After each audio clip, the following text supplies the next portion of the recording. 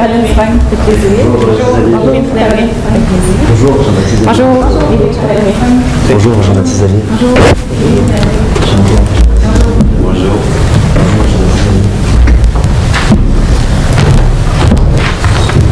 Est-ce que vous désirez recevoir les règlements français ou en anglais? En français. En français. Parfait. Donc, chaque équipe dispose de 24 minutes afin de présenter son cas au juge. J'afficherai un carton pour les 12, 7 et 2 minutes restantes ainsi que les 30 dernières secondes. Je ferai le décompte pour les 10 dernières secondes avec mes deux mains. Si vous n'avez pas terminé votre présentation après 24 minutes, elle sera arrêtée afin de passer à la période de questions. La période de questions est d'une durée maximale de 4 minutes qui est allouée à la fin de votre présentation. Les 12 premières minutes de la présentation sont considérées comme étant protégées. Ça signifie que les équipes peuvent présenter sans se soucier d'être interrompues par les juges. Lors des 10 minutes suivantes, les juges ont la possibilité d'interrompre la présentation afin de poser des questions de clarification sur le sujet présenté à ce moment. Pendant cette période, le faisceau lumineux sera allumé. Vous pouvez voir sur la première table.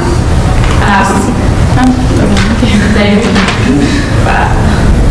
Le juge devra se limiter à 15 secondes pour poser sa question. L'équipe doit répondre à la question, mais peut ensuite continuer sa présentation sans l'accord du juge. Les juges ne pourront pas poser de questions sur un sujet ayant déjà été couvert ou qui n'a pas encore été présenté. Ces questions devront être abordées durant la période de questions à la fin de la présentation. Donc, vos 2 dernières minutes de présentation sont également protégées et servent à conclure la présentation. Veuillez noter que vous ne pouvez en aucun temps dévoiler le nom ou la provenance de votre université à risque d'être disqualifié. Je vais maintenant laisser les juges se présenter et vous pourrez ensuite débuter votre présentation. Benoît Mario Papillon, professeur. Mani Jérôme Lampandé, entrepreneur à Innovation Québec. Jacques Paquin, vice-président de développement des affaires au port de Trois-Rivières. Caroline Baudry, directrice générale de la Chambre de commerce et d'industrie de Trois-Rivières. Mathieu Gauthier, port de Trois-Rivières, développement des affaires. Vous pensez? Oui. Un port, une ville. Et un centre économique vraiment très important pour la Mauricie, mais non pas seulement pour la Mauricie, mais aussi pour le Québec, pour le Canada et pour le monde. C'est ainsi que vous permettez à Trois-Rivières de voir plus grand, de voir plus loin. C'est ainsi que vous devenez les portes nationales et internationales. Tout d'abord, laissez-moi présenter mon équipe. Caroline Dufresne, Evelyne Trudel-Ruet et moi-même Jean-Baptiste Dallier, nous sommes Sphère Internationale. Commençons avec le mandat d'aujourd'hui. Quel était-il? C'était de développer la phase 2 et 3 de votre plan CAP sur 2020 pour le port de Trois-Rivières, votre entreprise. Donc comment on va faire ça? Finalement, ça va être grâce à un diagnostic stratégique. Là, on va voir un petit peu les forces, les faiblesses de votre entreprise, mais aussi les opportunités qui s'offrent à vous, ainsi que les menaces. On va aussi aller avec des stratégies. Là, on va vous présenter vraiment ce que vous êtes venu chercher aujourd'hui. On va vous montrer comment on va faire en sorte de les implanter dans notre système, comment on va, le coût que ça va coûter, mais aussi ce que cela va vous rapporter pour ensuite finir avec une perspective d'avenir pour toujours une fois finir en beauté. Donc, si on commence avec votre mission tout d'abord, c'est un élément duquel on est parti pour pouvoir décider quelles actions on vous propose de faire aujourd'hui. Ce que vous avez comme mission, c'est de favoriser le commerce national et international. C'est la raison principale pour laquelle vous avez demandé notre aide aujourd'hui. C'est ce qu'on va vous aider à faire. Vous devez également maximiser les retombées économiques régionales, minimiser l'impact environnemental et avoir une administration portuaire autonome financièrement. C'est ce qu'on va vous permettre aussi d'avoir dans la stratégie qu'on vous propose. Pour ce qui est de l'analyse de votre entreprise, maintenant, on est parti de vos forces pour pouvoir établir notre stratégie. Tout d'abord, vous avez une position de choix dans l'Est du Canada. Si on parle géographiquement, vous êtes très bien situé dans la ville de Trois-Rivières. Vous êtes ouvert toute l'année et vous permettez l'accès à un réseau ferroviaire. Donc, vous êtes vraiment un port qui offre plusieurs avantages à ses clients. Par contre, pour ce qui est d'une faiblesse qu'on a notée, on vous l'a dit, vous êtes très bien situé géographiquement. Par contre, la ville de Trois-Rivières peut être un petit peu moins connue à l'international. Les gens vont avoir entendu parler, par exemple, de Vancouver, de Montréal, de villes comme ça du Canada. Par contre, peut-être moins de Trois-Rivières. Donc, vous allez devoir faire connaître à vos clients l'avantage que vous pouvez leur offrir parce que ça ne viendra pas nécessairement de la ville de laquelle vous êtes installé. Si on continue avec les opportunités maintenant, il y a une grande consommation en Europe du produit pour lequel nous avez approché aujourd'hui, c'est-à-dire les granules de bois. On voit que c'est quelque chose qui est déjà très présent mais qui prend également de la croissance. Également, on a l'accord de libre-échange avec l'Europe que vous allez pouvoir exploiter aujourd'hui. On va vous expliquer comment un petit peu plus tard. Pour ce qui est des menaces, par contre, vous avez un produit qui est à risque. Dans la documentation que vous nous avez fournie, vous nous avez expliqué qu'il s'était déjà passé des incidents avec ce produit-là. On va vous en parler un petit peu plus tard. C'est quelque chose qu'on prend également en compte dans les risques aujourd'hui. Et finalement, il y a le fait que vos clients ont une certaine indépendance. Ce qu'on veut dire par là, c'est qu'il est assez facile de changer de port. Ça ne veut pas dire qu'on a toujours fait affaire avec un port qu'on va continuer dans les années à venir. Donc, vous allez devoir offrir quelque chose qui vous différencie de votre concurrence et c'est quelque chose qu'on va vous présenter aussi un petit peu plus tard. Donc, au niveau ensuite des granules de bois, c'est un marché que vous voulez aller chercher, que vous voulez aller exploiter. Donc, en fait, on présente simplement ici des faits comme quoi les granules de bois, c'est une belle opportunité pour vous. Puis ensuite, dans la présentation, on va vous détailler de quelle façon. Donc, c'est certain que la granule de bois permet la réduction des gaz à effet de serre. Donc, c'est de nos jours, au niveau de l'écologie, c'est de plus en plus encouragé, par exemple, par les gouvernements pour qu'on fasse attention à ce niveau-là, au niveau de la pollution. Donc, c'est un point positif au niveau de la granule de bois, à savoir que c'est un produit qui va être en demande encore longtemps. Donc, ça répond nécessairement à une de vos missions qui est au niveau environnemental. Donc, il y a deux types de granules que vous avez mentionnés, c'est-à-dire industriels et de chauffage. Donc, on va vous parler aussi de quelle façon on les exploite. Par la suite, on a dénoté aussi une consommation européenne de 19,5 millions de tonnes, donc qui est environ 70% du marché mondial. Donc, c'est toutes des bonnes statistiques qui confirment votre engouement, en fait, votre désir de vous concentrer en particulier sur les granules de bois. Votre avantage concurrentiel. En fait, si vous voulez que les concurrents, si les fournisseurs en fait de granules de bois choisissent Trois-Rivières, choisissent votre part, en fait, il y a beaucoup de concurrents. Donc, c'est important de se différencier d'une façon ou d'une autre. La vôtre, c'est que vous êtes un port à vocation générale. Donc, il y a certains ports qui vont vraiment se spécialiser, donc vont couper certains fournisseurs ou certains partenariats qu'ils pourraient avoir avec des entreprises qui sont très intéressantes et qui présentent des très belles opportunités. Par la suite, la localisation enviable. Si on parle généralement, vous êtes situé sur le fleuve Saint-Laurent, donc c'est considéré comme l'entrée principale pour ce que c'est le commerce en Amérique du Nord, donc c'est un point très important. Donc, c'est certain qu'il y a aussi des ports, par exemple, dans les grandes villes alentours, comme on dit, il y a Vancouver, il va y avoir Québec, Montréal, qui ont des très grands ports. Mais reste que, si on regarde, comparé Vancouver, il y a aussi un niveau d'une distance, si on regarde entre les exportations et les importations avec l'Union européenne. Donc, au niveau de l'orientation, on vous le détaille comme suit. Qu'est-ce que je vous présente aujourd'hui? C'est un plan sur 7 ans, en fait, d'ici 2020, ou sinon 6 ans, vu que 2014. Donc, on présente le plan d'expansion de la phase 2 et 3. Et puis, c'est le budget total que vous aviez, c'est des investissements de 150 millions pour ce projet-là. Au niveau, en fait, de l'orientation, lorsque nous avons mis en place le plan qu'on vous présente aujourd'hui, on a tenu en compte plusieurs aspects, on aimerait vous les mentionner simplement. Donc, c'est sûr qu'on a vérifié au niveau de la demande de la granule de bois, à savoir si vraiment il y avait une demande pour ce produit-là, puis confirmer qu'est-ce qu'on avait, les informations qu'on avait reçues. Ensuite, les lois politiques également, qu'on va vous parler un petit peu plus tard aussi. On a regardé au niveau des exportations et des importations, encore une fois au niveau des granules de bois. Et puis finalement, la présence de concurrence. Quand on parle de concurrence, on parle vraiment au niveau des parts qu'il va y avoir dans la région. Si on commence avec les stratégies maintenant, on vous a montré un peu le portrait que vous aviez reflété de votre entreprise, en plus d'ajouter quelques informations. Pour les stratégies, on les divise en 4 volets aujourd'hui pour mieux comprendre. En fait, tout d'abord, on va aborder le risque avec vous. C'était quelque chose qui était assez important dans la documentation. Vous mentionnez que vous pouviez avoir vraiment les risques qu'on percevait. Il y a même des façons de contourner ces risques-là, donc on va vous les présenter. Ensuite, on va vous parler des choix stratégiques qu'on a fait, qu'on vous propose de faire, en fait. On va continuer avec un développement d'affaires parce qu'aujourd'hui, on ne veut pas seulement vous parler de quoi faire au niveau logistique, mais on veut vous parler de comment amener ça vraiment vers une réussite, comment aller chercher les clients que vous voulez aller chercher. Et on va terminer finalement avec une partie de financement parce que c'est des coûts évidemment qui sont grands, donc on veut vous donner des pistes de solutions comment aller financer ça. Donc si on commence avec les risques, encouru par vraiment le projet d'aller s'agrandir pour pouvoir ajouter les granules de bois à vos clients. Tout d'abord, il y a la possibilité de catastrophe, comme je vous l'ai dit, dans les faiblesses. C'est un produit qui est à risque au niveau inflammable. C'est déjà arrivé une catastrophe comme ça à Halifax, comme vous l'avez mentionné, que vraiment le port avait fait des grands investissements, il avait pris la peine de faire construire des silos qui sont assez coûteux et que finalement, pour cause d'un incendie, ça a été un projet qui est tombé à l'eau, qui a juste amené des pertes. Également, comme autre risque, on doit prendre en compte le risque de changements légaux. Donc, comme on vous l'a mentionné, oui, on s'en va vers un produit qui est plus sain pour l'environnement. Donc oui, c'est quelque chose, évidemment, qui est supporté par la population en général, également par les gouvernements. Par contre, si on prend un exemple assez récent que ces produits, on peut quand même considérer qu'il y a un certain risque. Dernièrement, la Ville de Montréal a annoncé qu'il voulait bannir les foyers de combustion à bois d'ici 2020. C'est quelque chose que personne n'attendait vraiment, mais c'est quelque chose qui est quand même arrivé. Donc, c'est quelque chose qui est également à risque pour vous. Sait-on jamais si en 2030, la législation ne va pas encore changer et on ne va pas découvrir que finalement, granule de bois non plus, ça rentre avec le bois finalement, c'est plus possible. Également parce qu'il y a déjà des remises en question au niveau du côté écologique. Il y a déjà des questions qui se soulèvent à savoir est-ce que vraiment c'est si plus écologique que le bois conventionnel. Donc à ce niveau-là, c'est quelque chose à prendre en compte que oui, pour l'instant, c'est quelque chose que tout le monde va dans cette direction-là.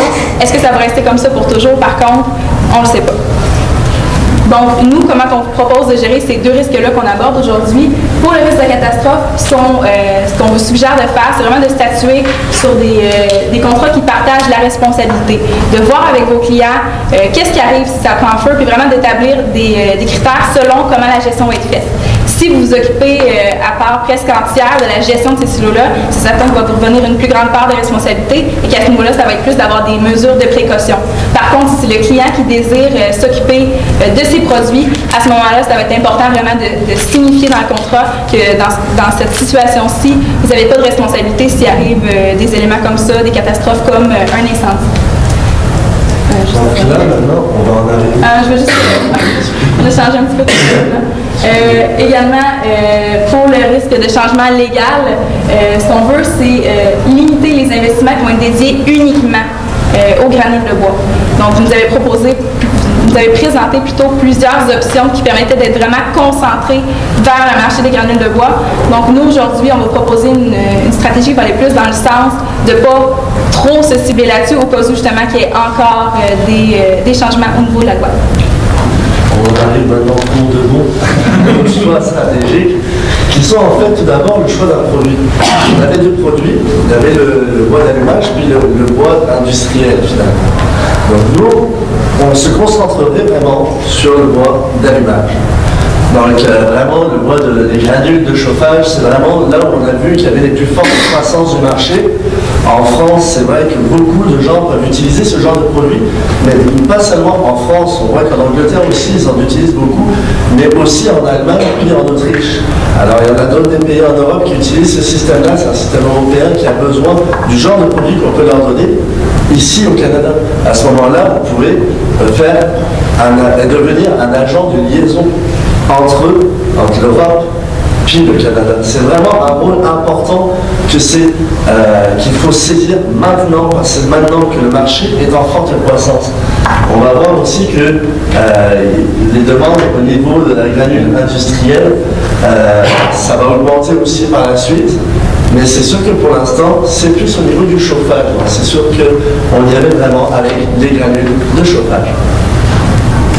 Pour ce qui est de l'investissement, c'est sûr que nous, à ce moment-là, on voulait la construction d'un hangar. Tout d'abord parce qu'il était moins coûteux que la construction d'un silo pour les granules. Mais non seulement aussi, on voit qu'il évite justement le risque dont on vous parlait.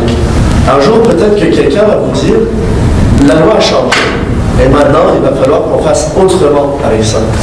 Et à ce moment-là, nous, l'important, c'était de pouvoir pallier à ce problème-là.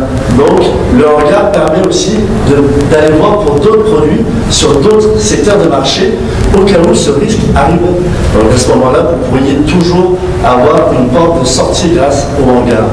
On sait aussi que ça évite des problèmes de logistique au niveau des capacités d'entreposage.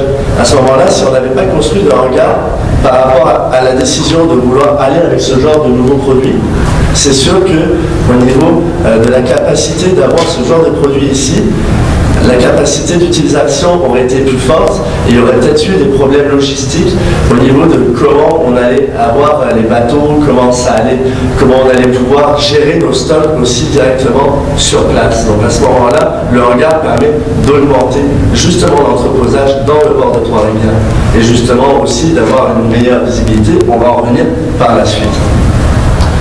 Voilà, cela a permis finalement une augmentation de la capacité d'entreposage. Comme on le voyait dans le cas, 20 000 mètres carrés. Donc c'est quand même déjà beaucoup pour le port de Trois-Rivières. Et ça permet aussi une meilleure visibilité mondiale. À ce moment-là, c'est vrai que les ports de Montréal et de Québec sont très grands. Mais nous, ce qu'on veut, c'est aussi d'avoir cette visibilité-là.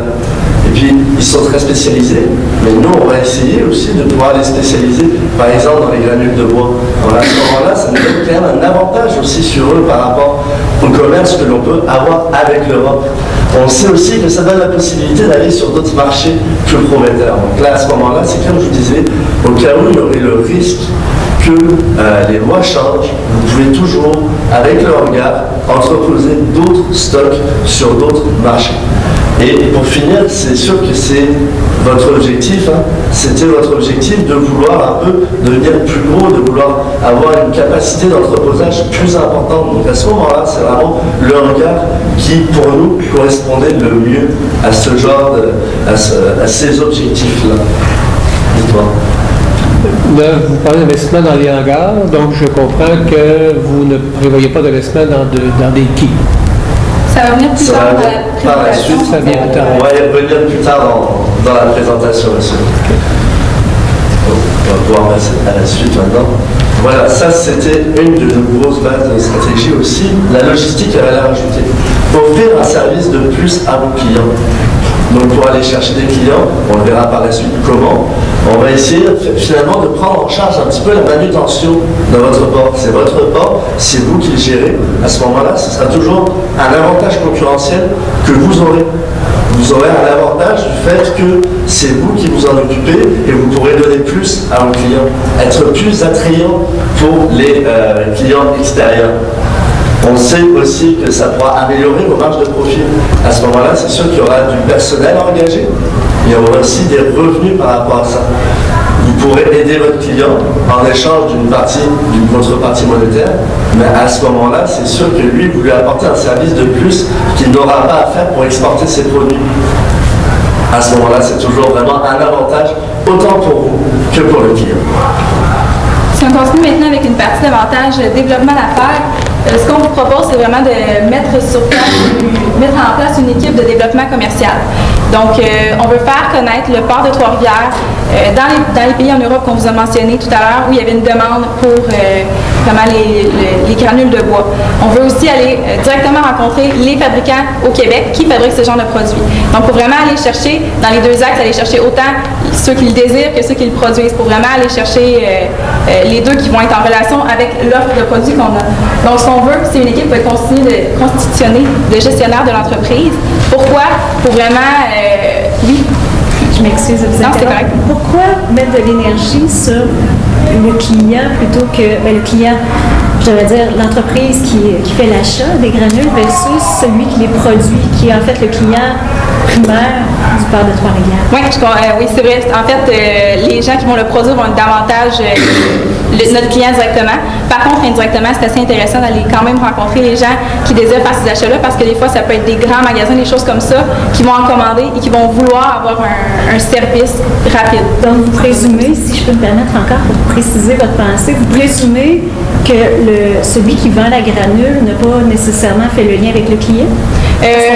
Moi, je présuppose qu'un vend. Que c'est déjà fait. C'est déjà fait. Vous avez raison. En fait, la majorité du travail est censé être déjà fait. Donc, on ne met pas un très, très grand accent ici. Vous n'avez pas besoin d'aller tout prospecter le marché de l'Europe. Par contre, c'est quand même intéressant d'aller lier des liens quand même avec ces gens-là qui sont quand même dans le domaine et qui peuvent être intéressés à faire les affaires différemment parce que vous offrez la rapidité vraiment du cœur du Québec à partir directement pour l'Europe. Vous pouvez quand même offrir quelque chose de plus à ces gens-là.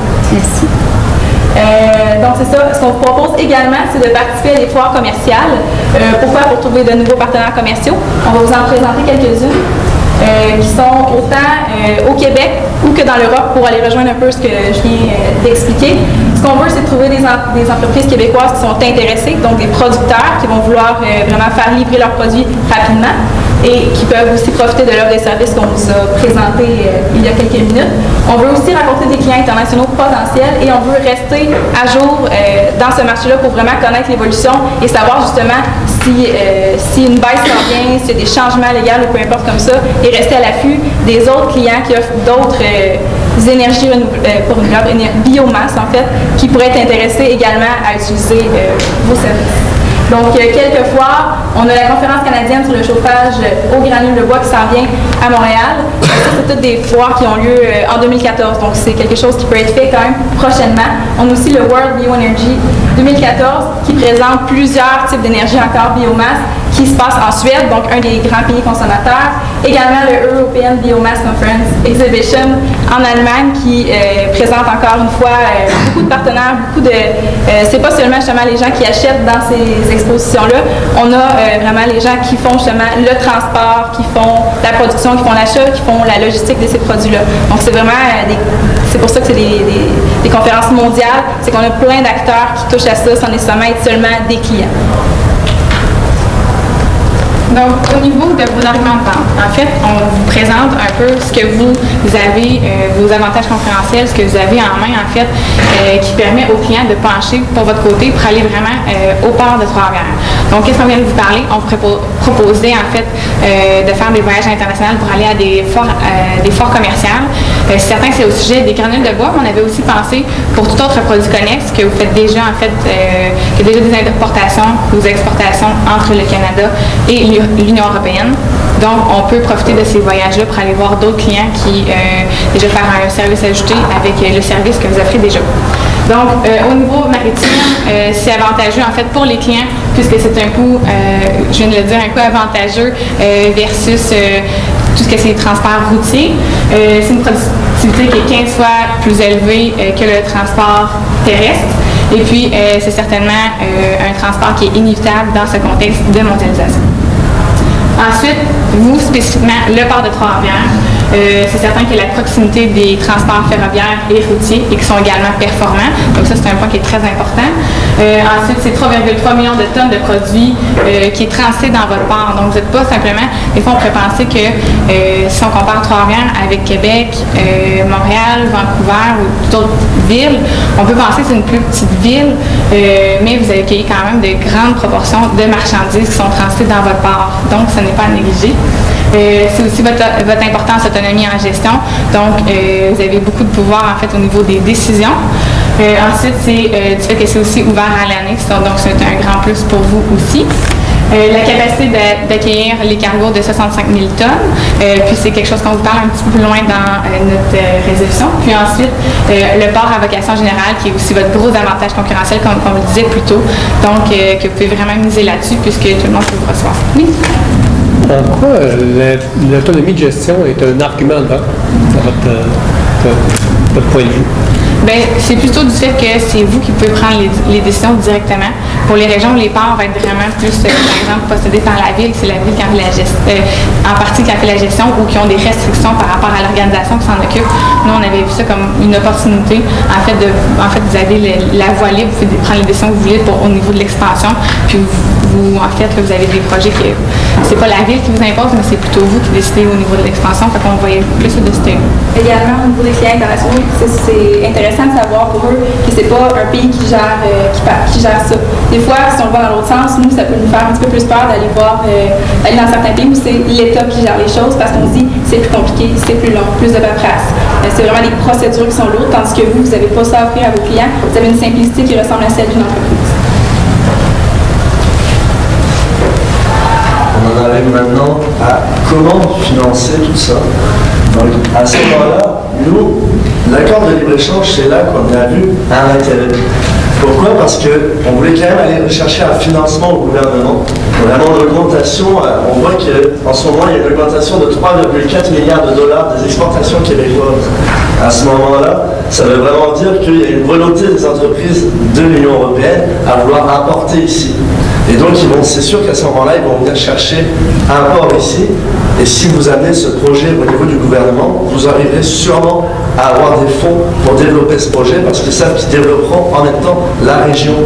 On sait aussi que l'aide de la ville de Trois-Rivières, en ce moment, la ville de Trois-Rivières, on a vu dans nos recherches qu'elle avait vraiment une volonté d'expansion.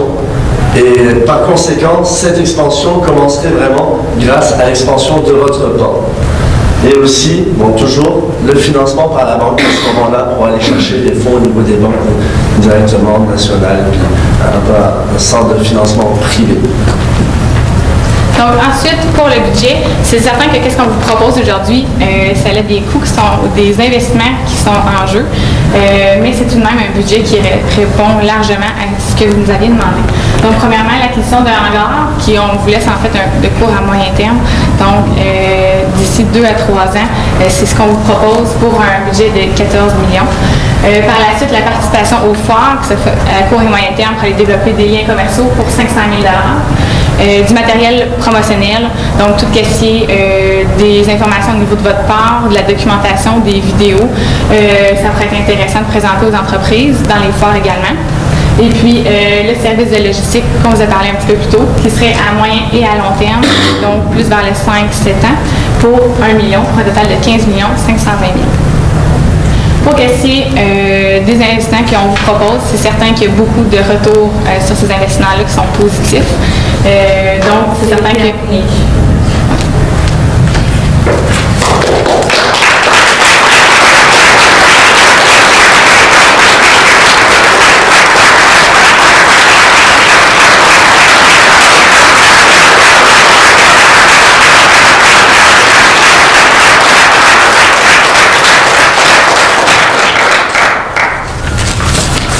Merci.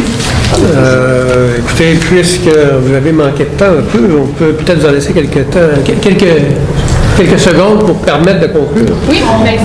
On ne peut pas faire ça. Oui, bien, ma question, c'est de savoir c'est quoi la conclusion.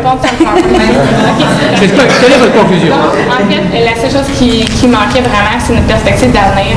Donc, on trouvait vraiment intéressant l'idée d'ajouter le quai de, si je ne me trompe pas, 22 000 pieds. OK, parfait. Pour un coût de 25 millions. En fait, pour l'instant, on ne voulait pas nécessairement y aller avec le silo de granules parce qu'on voyait qu'il y avait peut-être un risque au niveau de la demande. Donc, on y allait premièrement, comme on disait, avec l'ajout d'un hangar. Et puis, perspective d'avenir qui était le quai. Donc, à ce moment-là, ajouter, en fait, agrandir le volume. Donc, avoir encore une fois, encore plus d'entreprises et d'extérieurs de fournisseurs qui viendraient au port de Trois-Rivières. Parfait. Merci.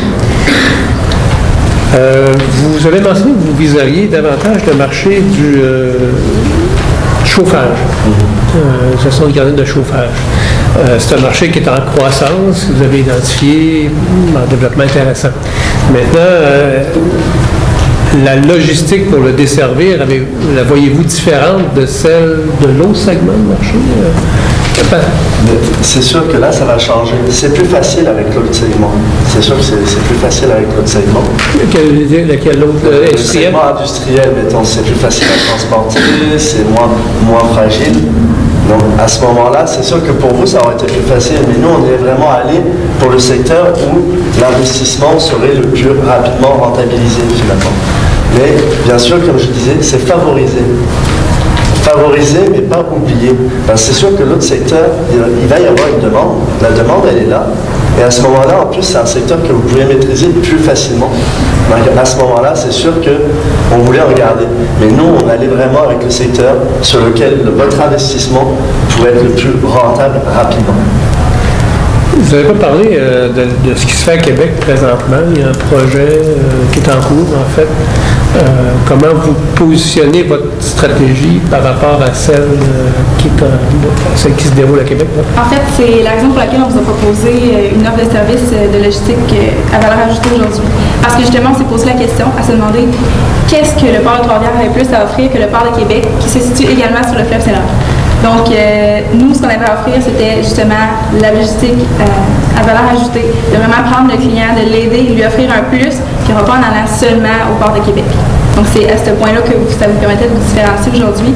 Également, par la capacité d'entreposage qu'on a, on prend la solution qui prend plus d'espace, permet d'avoir une capacité d'entreposage également, qui est assez Avez-vous analysé la rentabilité, de votre proposition d'investissement? Parce que vous nous dites 15 millions ou 16 millions, je trouve à la fin. Avez-vous analysé la rentabilité de ça? Bien, en fait, on ne peut pas calculer assez précisément la demande au niveau européen pour le produit. Donc, on ne peut pas vraiment vous détailler les ventes versus la construction. Par contre, avec les statistiques qu'on a eues vraiment de croissance, on est convaincu que vous allez réussir à rentabiliser votre investissement. On a choisi des actifs qui coûtaient moins cher en partant, mais qui permettaient aussi d'avoir une versatilité, qui vous permet non seulement de vous lancer dans ce projet-là, mais que si ça fonctionne moins bien que prévu, pour quelconque raison, vous allez pouvoir quand même avoir un actif qui va être utilisable pour d'autres types de produits. Ma question, c'est, dans l'inflation, vous avez une participation au FOA à 500 000 $. Pourquoi autant de montants pour participer au FOA? Bien, c'est surtout au niveau du voyagement que les coûts sont encourus. Puis dans l'optique que vous allez peut-être vouloir aller plusieurs gestionnaires, en fait, un peu plus monter comme un peu l'équipe de vente.